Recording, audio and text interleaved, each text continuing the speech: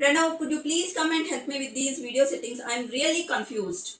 I'm busy in naming this molecule, mom. It's really difficult.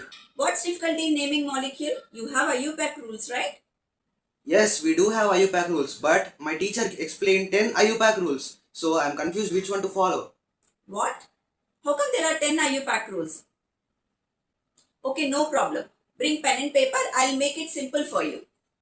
Dear students, some of you might be having a similar problem while naming the organic compounds, right? Trust me students, if you know these 5 IUPAC rules, then you can effortlessly name any type of organic compound. Here comes rule number 1. Identify the parent chain given in the molecule. That means the longest continuous carbon chain which is present in the molecule should be considered as the parent chain. Rule number 2. Name the parent chain. If the parent chain consists of 3 carbons, then you can name it as propane. On the other hand, if the given parent chain consists of 4 carbon atoms, then you can name it as butane, as long as there is no other substitution. If the given parent chain consists of any functional group such as OH, then you can name as derivative of alcohol. Let us say if the given compound consists of 5 carbon atoms with hydroxyl group, then it is named as a pentanol. Rule number 3. Number the parent chain. As long as there is no substitution or functional group present on the parent chain, then no worries, you need not to number the parent chain.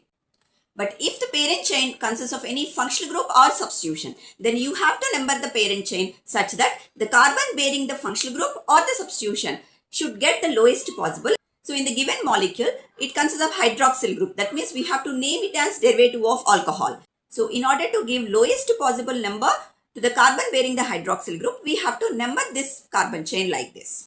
Rule number 4. If the given molecule consists of 2 similar substitutions, then it should be indicated as di.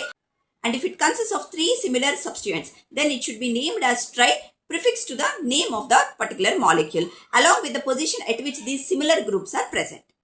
Here comes the 5th and the most important rule. Finally, write the given molecule name in the following format.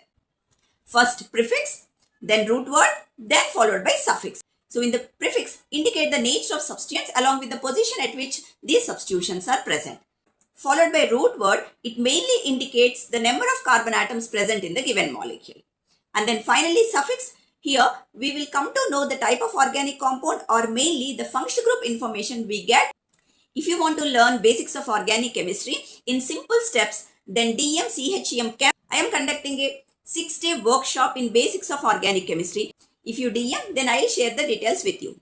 Save this reel and share it to friends who says always that IUPAC rules are difficult.